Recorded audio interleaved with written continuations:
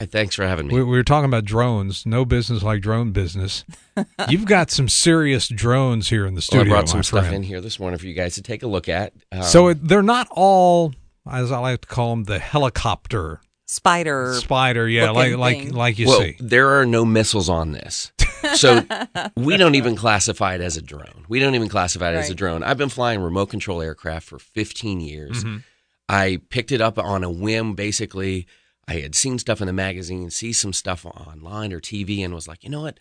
I just want to learn how to fly. I'd like to do this. And, at the point I was kind of looking at maybe even going in the Air Force at one point as a child and maybe being a pilot. And it's still there. I still maybe one day will go and get my pilot's license. Who knows?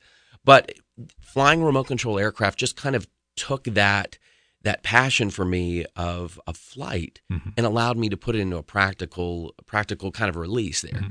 So on the weekends and stuff, from the building side, which is you learn so much about electronics, you learn a lot about aviation. And then what's happened is the hobby is now transitioned. This is what happened. If anybody's ever had a security system on their building or their business, or they've been in a place and they looked up and saw that little camera, well, a security camera, that's technically what happened with this hobby is guys hacked the security cameras, a video transmitter so that we could get it to the ground, and they started flying that way. So it took what we call line of sight flying, watching the aircraft with our eyes, to actually flying from the perspective of a pilot. And so I brought in, it's a a foam aircraft, right? And it's small, it's lightweight. It's no different than I would have flown line of sight, but now I've got video gear on it, so I can fly it from the pilot's perspective. I toss it just the same, you fly it just the same, but instead I now have pretty crappy like VHS video that I get to see through on the front of the plane, right. And fly it like a pilot. So we hear stories of, I know we had a story on where someone, I think it was out in Indiana or somewhere like that, they had a drone come into their yard. I guess that would be their airspace. Well, that man shot it down. Yeah. Because of privacy issues. And there were some more issues, I think, with that. I think he had like some land-ish disputes with a brother. Sounds like he's got more issues than land disputes. Yeah. The hobby as a whole, my neighbors are great. They know I fly. I mean, they come out and will watch and hang out with me. I fly through my yard, the neighbor's yard. They don't care. They know what it is because they've had a chance to kind of hang out with me, see what this stuff is. I put it back in perspective of like cell phones. And when they came out and everybody was scared about the HD cameras, well, look at us now. We go to YouTube every night to watch that car crash, that accident, that quick capture, because that's what's in people's hands. Well, drones are kind of like that. Most people have a misperception of the hobby of what drones are. We classify it as, for us in the hobby, drones are military. That doesn't even pertain to us. Right. Drones for us are helping with agriculture, farmers that can fly out over a crop and look for infestation easily, cost them less money so that they can focus on making money for their family and taking care of them. And they're used in searches. They're search and rescue. Yep. Just in the last couple months alone, it's amazing. I mean, you're talking about organizations that are out there 3 or 4 days trying to hunt people down. Somebody takes one of the multi-rotors, that's what we call them, a drone, multi-rotor, with a camera on there, and within half an hour are finding people that they're looking for days. That is what this technology can enable us to do. And then on the other side, then you just have hobbyists. We just love to fly. We just love to build. And it's no different than somebody who, enjoys working on old antique cars or, Well, I think it's like anything, depending on who has it, whose hands it's in, it can be abused. You were talking about cell phones. I mean, that's fine if people have cell phones, but I don't want them coming on my property and filming my kids and filming things like that. So, I mean, I think there does have to be a certain amount of respect there. And I think, there is. And certainly in your culture, there absolutely would be. I mean, you've flown at events and stuff that we've done, and you get great aerial There's a shots difference between doing it professionally, if you're going to be in a professional application, do aerial cinematography or aerial photography, we do that. And then what has happened in the culture is there's been a transition. Everybody wants it ready to go out of the box. Well, when you get a ready to fly, it's usually a problem because that person who's picking that up has no experience. Right. So it'd be like putting a child in this, the driver's seat of a car that has no experience. What's going to happen? You're probably going to have a crash. Yeah. That is the same thing. I could take you out with the gear, give you no education on it, and you'll crash this plane that we have here or this multi-rotor. So he's probably not going to do that. Right. No. Chances are, slim chance we'll get a chance to fly down Enterprise Drive this morning. That's right.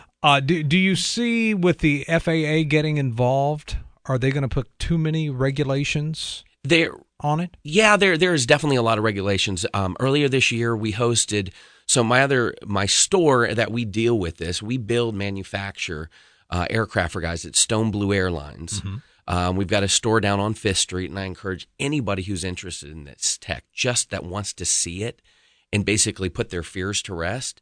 It really is amazing. Or just learn more about it. Yeah. It really is neat. I've never had anybody come in and go, oh my gosh, I'm so terrified of this stuff. They come in, they don't know what it is. We do flight education training as well. So let's say you guys want to come out. I'd love to do that. And what we do is we take some of our easy to fly aircraft. Right. We put you go through the whole gear, and we set you up and let you see what it's like. As far as the FAA, we hosted an event earlier this year, and we had about 80 to 90 pilots that fly first person view, FPV, flying these drones, all remote, everything. And we were at an airport. So we worked with the FAA. We worked with the airport. We worked with actual aircraft coming and going. And we had an awesome event, absolutely no issues whatsoever.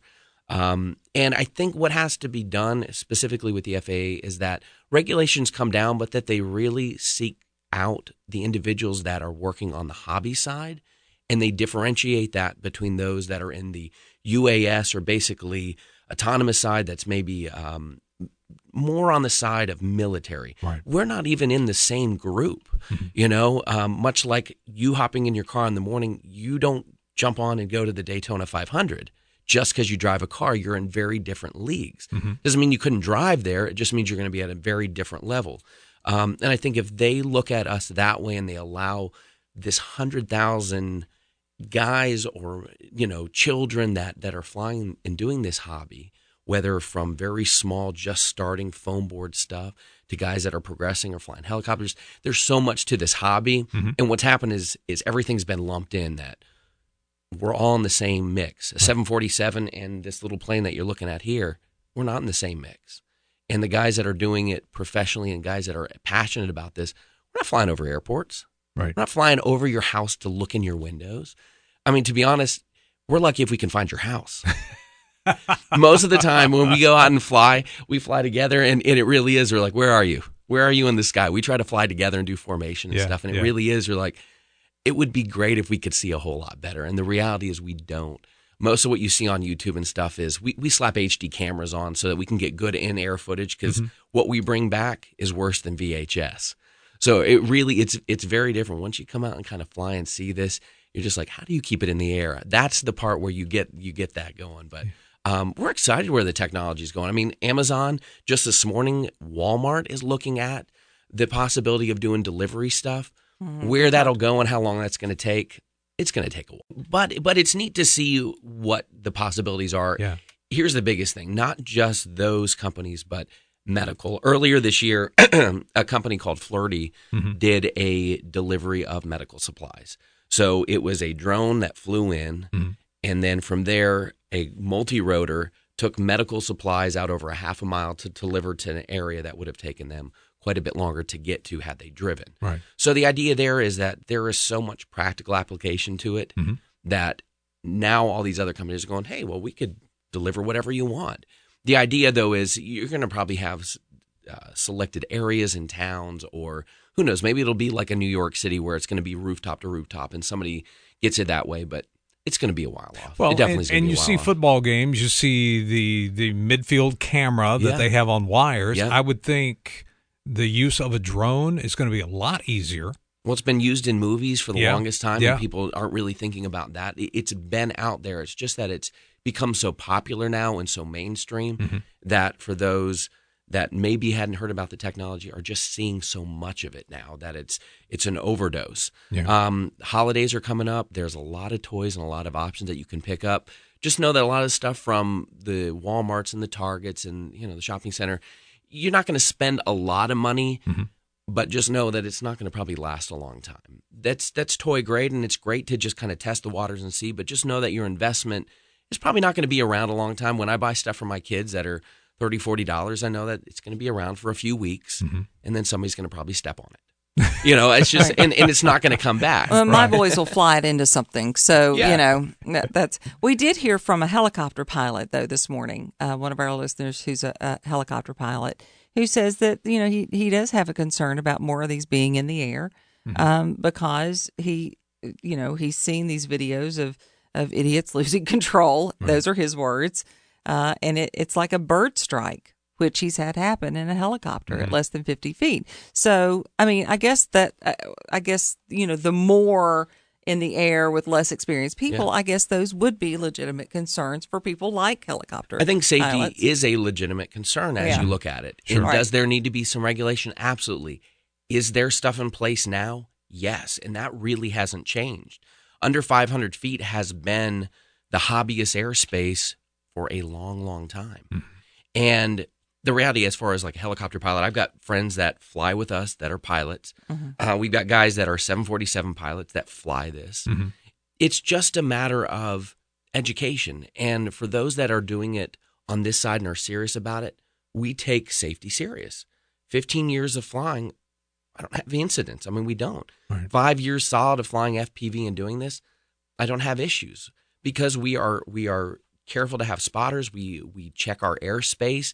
And we're listening all the time. So if I'm up in the air and I'm flying around at 300 feet, I shouldn't have a 747 come cruising in there. If that's happening, we're all in trouble. Yeah, other problems. Right. Yeah. But because it's crashing. So. Exactly. Yeah. It's being aware of your surroundings, where you're flying, and know that no, we're not flying near airports.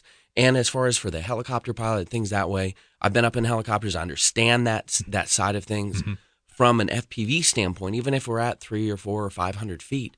We have eyes in the sky also. That's what's neat about this hobby is that we can see as well in the air to know if something's coming in. But generally, if we hear something, we immediately dive down. So we're out of the airspace. For that small, maybe 1% of the populace that's doing something that they shouldn't do, they need to be dealt with. Absolutely. And is part of that the FAA putting controls on the height, how far something can go up? Yes and no. I think it also has to do with common sense. Yeah. I think so much we can put regulations, we can put stuff in place, but if we don't have people that actually care about it, much like speeding laws or anything else. And that's my concern because common sense not horribly prevalent nowadays. Right. So But if we went that way, we'd have to get rid of everything and we'd all start walking everywhere. And then we'd have to get rid of sneakers because we'd trip over stuff. I might be okay with that. I'm just saying, common sense, rare commodity. It's transitioning now from a hobby that really was focused around just the hobbyists that did it. And if you were in it, you knew about it. Now, because of this, you don't have to be in the hobby to know, oh my gosh, there's drones out there. What is this? And it's just going to take a little bit of time for things to kind of settle in and for people to see that, this will be the new norm. This will be the new norm. One way or the other. When you hop on a 747 and you're flying to wherever you're going, you're technically flying a drone because it's got autonomous features on there that plane will fly itself from A to B, and it can also land itself. So if we want to go a step further, we're already in drones. It's just a matter of, oh, I didn't know that. Yeah, these planes have all this autonomous stuff. Yeah. It's just where technology is going, and we have to look at the good side and keep focusing on that and push that side. And then for every one of those guys that does something dumb, great, they need to be reprimanded and said, hey, here's how to do it the right way. And that's ultimately what we try to do through our shop and the guys that come through us is learn how to do it the right way, learn how to do it the safe way, and continue that on and share this hobby with people. Whenever we're out flying, we always have what we call a passenger set of goggles. We want people to come and experience and try it out. And when they do, it's just awesome. The other day, I popped my drone up over behind my business and took a beautiful shot of my downtown. And it's great. I should just start giving you guys weather updates that way. There you go. Yeah, feel free. We got about 1 minute. What is the takeaway for any parents looking to purchase a drone as a gift this Christmas season? Just start with something small, really small. Don't spend any more than $100 if you just want to start. And most of the stuff you can find at Walmart, these little quadcopters, those are great. They're literally like micro. and they're extremely safe. I mean, I have a 3-year-old son that I started him with. He's now 6, and he plays with it. I've got a 3-year-old daughter. They're not going to hurt anybody. The dogs and the cats love them. You can fly them indoors. And it's just a good way to kind of test the waters and kind of say, hey, how do you control this stuff? Mm-hmm. And usually from there, then it's like, okay, I kind of like this. Now, what's a plane look like? And then from there, we help guys get into the side where, hey, I want to invest in a good radio, a good plane, and can you show me and teach me how to fly the right way? And that's what we do. And then from there, it's a lifelong hobby. Guys that get into this just stay in it. And I don't see myself getting out of it anytime soon. Beautiful. Jeremiah Gelso, anybody listening right now, maybe they have some questions that we didn't cover. How do they get in touch with you? We're on 5th Street. Big signs on my window, Stone Blue and Stone Blue Airlines. Mm-hmm. We're online on Facebook, Stone Blue Airlines and Stone Blue Productions. If anybody has any questions, feel free to PM us, email us through the store, or just come on down and take a look at what we're doing, because we're always building something for someone else. And we fly our own gear, but we're always shipping gear out and helping people get into the hobby. And even for this holiday, if somebody wants to learn more, we can come in and we can do an experience flight and let them actually come with us, go out and see what it's like.